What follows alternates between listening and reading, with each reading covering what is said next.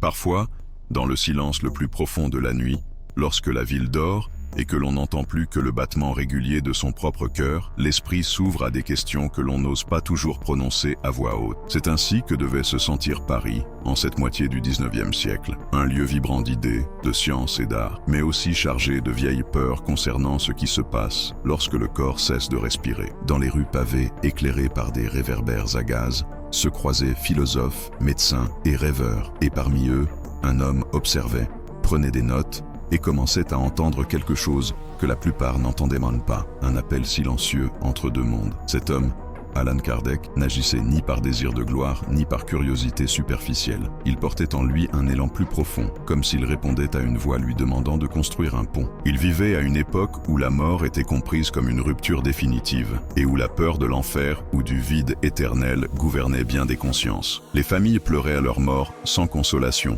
comme s'ils avaient été engloutis dans un abîme sans retour. Mais Kardec commença à recevoir des indices que tout ne s'arrêtait pas là, et que derrière le voile invisible existaient des intelligences, des êtres ayant vécu ici et qui désiraient désormais communiquer. J'aime l'imaginer comme un voyageur ne traversant pas les mers, mais des seuils invisibles. Un voyageur qui s'assoit devant une table, papier et plume à la main, et attend que lui parviennent des lettres de proches partis loin, bien trop loin pour revenir physiquement, mais pas assez pour ne pas se manifester. Dans chaque message, dans chaque mot dicté par des mains médiumniques, battait une vérité qui allait changer à jamais notre manière de comprendre la vie et la mort. Ce ne fut pas facile. La France du 19e siècle ne voyait pas d'un bon œil celui qui osait remettre en question les dogmes religieux ou les certitudes scientifiques. Kardec dut faire preuve d'un courage qui ne se mesure pas en gestes héroïques, mais dans la persistance, jour après jour, à écouter des voix que d'autres qualifieraient de fantaisie et à ordonner patiemment leur message. Il ne cherchait pas à convaincre par une foi aveugle. Sa proposition était autre. Si ces intelligences existent, si leurs messages sont cohérents, s'ils apportent un enseignement moral et du réconfort, alors ils doivent être étudiés avec la même rigueur que tout phénomène naturel. C'est ainsi qu'est née une méthode unissant raison et cœur. Cette méthode consistait à interroger, écouter, comparer, écarter ce qui se contredisait et conserver ce qui était cohérent entre différentes sources. Kardec savait qu'une seule voix pouvait se tromper, mais lorsque des dizaines de messages, reçus en des lieux et par des personnes différentes, coïncidèrent dans leur essence, il y avait là une piste solide. Il ne s'agissait pas d'accepter sans réfléchir, mais d'exercer son discernement. Ce détail est essentiel, car il montre que le spiritisme n'est pas né comme un acte de foi imposé, mais comme une invitation à observer avec l'esprit ouvert et l'âme éveillée. Les premières révélations furent aussi simples que profondes. Les esprits affirmaient « La vie continue », non pas comme un vague espoir, mais comme une certitude vécue. Ils décrivaient le moment de leur départ comme un changement de maison. Certains parlaient d'une nouvelle légèreté,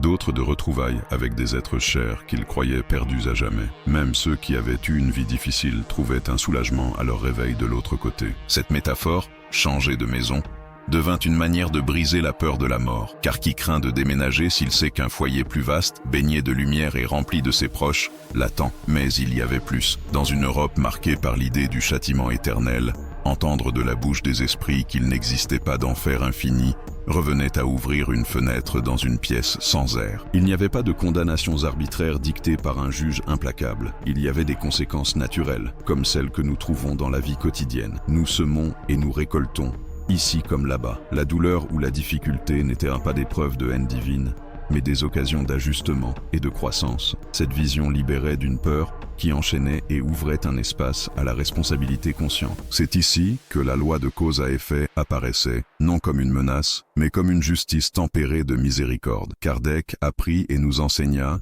que ce que nous vivons, joie, épreuve, perte, répond à une logique qui unit liberté et apprentissage. Une erreur commise ne nous condamne pas à l'abîme, mais nous invite à réparer. La culpabilité, au lieu de devenir une peine à perpétuité, se transforme en impulsion pour mieux agir. C'est un soulagement de savoir que le destin n'est pas une sentence gravée dans la pierre, mais un chemin que l'on peut redessiner par des choix plus conscients. À mesure que ces communications s'approfondissaient, Kardec reçut des descriptions du monde spirituel aussi organisé que n'importe quelle société humaine. Ce n'était pas un espace homogène où tous vivaient la même chose, mais des communautés et groupes formés par affinité de pensée et de sentiments. Des esprits aux intérêts similaires, avec un niveau de compréhension comparable, se regroupaient, comme ici les gens se rassemblent, dans des villes, des villages ou des familles. Et tout comme sur Terre, nous trouvons des quartiers pleins de joie et d'autres plongés dans les problèmes, dans l'au-delà, existent des régions plus lumineuses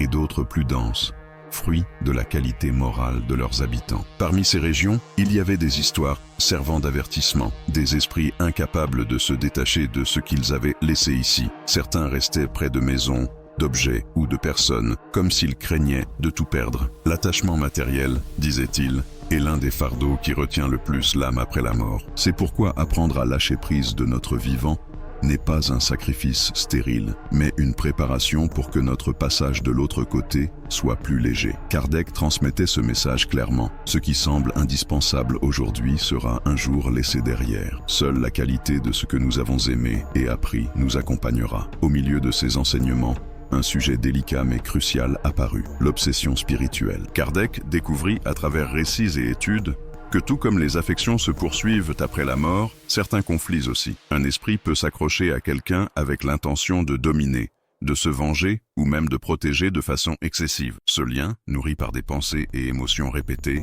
crée un cycle difficile à rompre. Comprendre ce mécanisme n'est pas fait pour vivre dans la peur, mais pour apprendre à cultiver un état intérieur qui rend toute influence nocive plus difficile. Un esprit serein, un cœur pur, une vie orientée vers le bien. De là découle un autre point essentiel dans l'œuvre de Kardec, la médiumnité. Ce n'était pas un don réservé à quelques-uns, mais une faculté naturelle que nous possédons tous à des degrés divers. Il la voyait comme un instrument qui, bien orienté, pouvait éduquer tant celui qui l'exerçait que la communauté. Mais il avertissait, sans préparation morale, elle pouvait être source de confusion et même de souffrance. La médiumnité devait servir à élever, non à satisfaire de simple curiosité. C'est pourquoi chaque message franchissant la frontière des mondes devait être évalué, non par son origine mystérieuse, mais par la bonté et la clarté de son contenu. Cette compréhension nous mène à l'une des révélations les plus porteuses d'espoir, la réincarnation. Loin d'être une punition, c'est l'occasion de recommencer, de reprendre des apprentissages interrompus, de réparer des torts, et d'élargir ses horizons. Kardec a documenté des histoires d'esprits qui, en pleine conscience, planifiaient leur retour à la vie physique, choisissant des épreuves et des rencontres qui leur permettraient de grandir. L'idée d'un destin implacable se dissolvait devant la vision d'une existence tissée de multiples fils, où chaque expérience faisait partie d'une tapisserie plus vaste. Jusqu'ici, la voix des esprits s'était montrée variée, mais parmi toutes, Kardec reconnaissait un sceau inconfondable, celui des messages provenant d'entités supérieures. C'étaient des paroles sereines, sans urgence, chargées de clarté morale et d'une sagesse semblant embrasser toutes les époques. Elle ne cherchait pas à imposer, mais à inviter.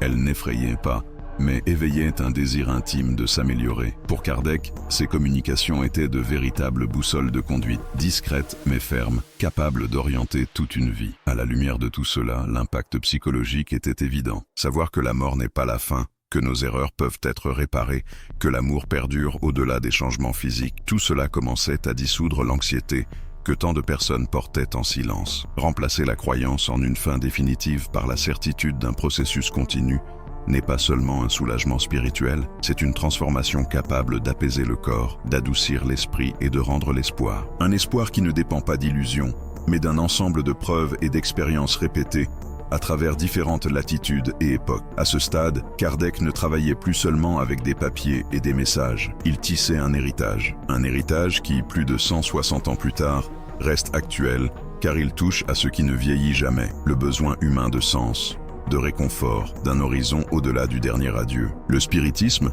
tel qu'il l'a conçu, n'était ni une religion de plus, ni un simple phénomène curieux. C'était, et c'est encore, un pont entre science, philosophie et spiritualité, un espace où raison et sentiment peuvent se donner la main pour construire une vision plus vaste de ce que nous sommes. Lorsque nous arrivons à ce point du chemin, le cœur ne bat plus tout à fait de la même manière qu'au début. Quelque chose s'est déplacé, une lumière s'est allumée dans ce recoin où régnait auparavant le doute ou la peur. Mais Kardec ne s'arrêtait pas à la théorie. Il savait qu'une idée, aussi lumineuse soit-elle, ne remplit sa mission que lorsqu'elle devient expérience vécue. Et c'est ainsi que nous arrivons à l'écho des voix invisibles, ce murmure qui ne s'éteint pas, et qui, si nous apprenons à l'écouter, peut changer notre manière de vivre et aussi de partir. La première chose à rappeler est que Kardec n'a jamais cherché à inventer un système pour combler des vides par des illusions. Son travail fut de codifier, d'ordonner, de donner forme à ce qui venait de multiples intelligences spirituelles, des hommes et des femmes qui avaient franchi le seuil de la mort, qui avaient vu de l'autre côté ce que nous ne faisons qu'imaginer ici et qui ressentaient l'urgence de le partager. C'étaient des récits différents dans leurs détails,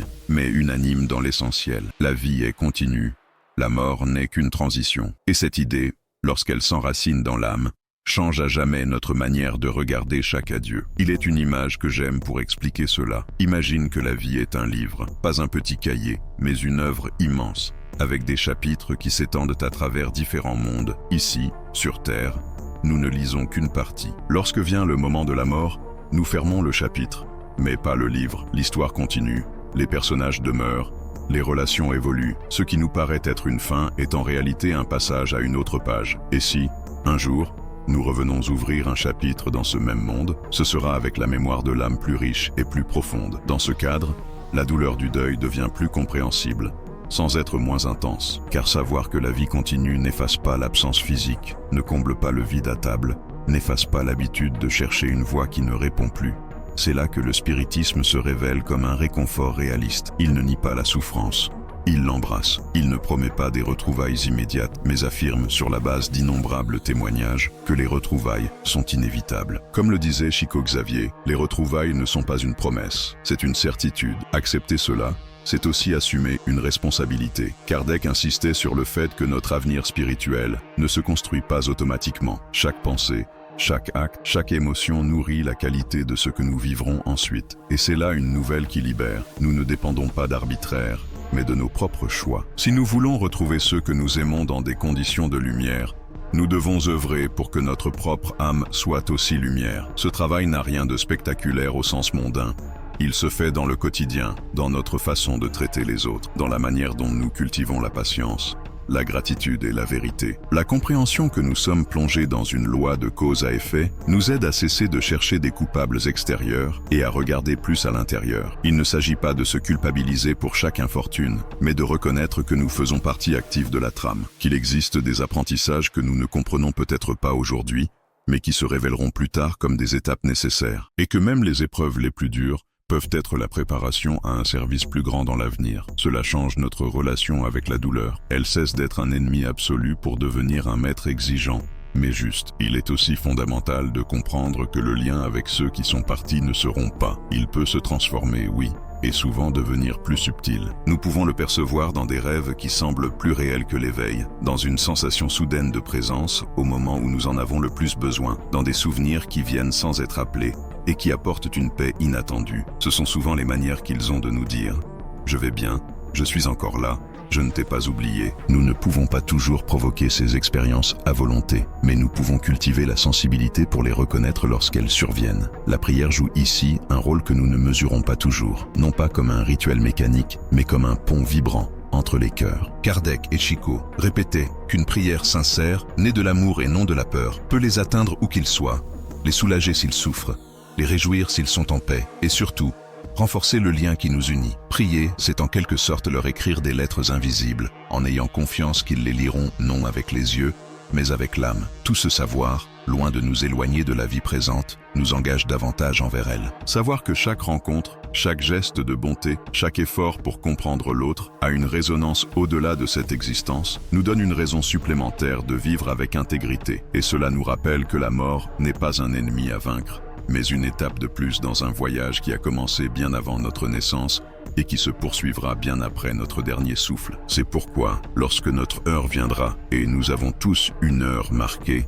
même si nous ne la connaissons pas, l'important ne sera pas le nombre d'années accumulées, mais comment nous les avons vécues, ce que nous avons laissé dans le cœur des autres, quelles graines nous avons plantées et qui continueront de croître en notre absence. La mort, vue ainsi, n'est pas une fin tragique, mais un changement de décor. Comme un acteur qui quitte une scène pour en entrer une autre, sans perdre l'essence de son rôle. Si aujourd'hui tu écoutes cela en plein deuil, si la chaise vide à ta table te paraît plus grande que tout le reste de la maison, je veux que tu saches quelque chose qui n'est pas théorie, mais témoignages d'innombrables voix recueillies au cours de plus d'un siècle. Ils ne sont pas partis au sens absolu. Ils continuent d'apprendre, d'aimer, de t'attendre. Et toi, ici, tu peux faire beaucoup pour eux et pour toi-même. Vivre avec la sérénité de celui qui sait que chaque jour est une répétition pour la grande retrouvaille. Le spiritisme, tel que l'a présenté Allan Kardec, ne te demande pas de cesser de pleurer. Il te demande que, pendant que tu pleures, tu n'oublies pas que tes larmes ne sont pas un mur,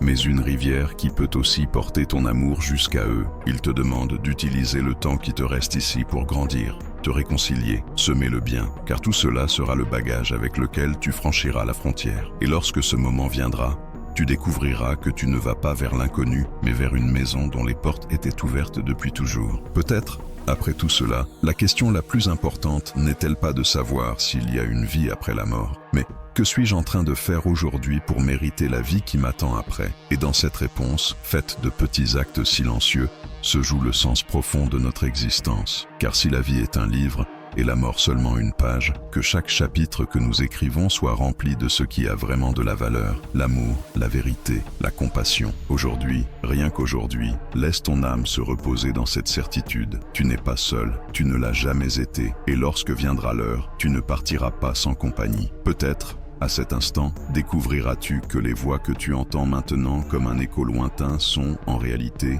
celles de ceux qui t'ont toujours aimé, te préparant à les retrouver. Et cette retrouvaille, comme le disait si bien Chico Xavier, n'est pas une promesse, c'est une certitude.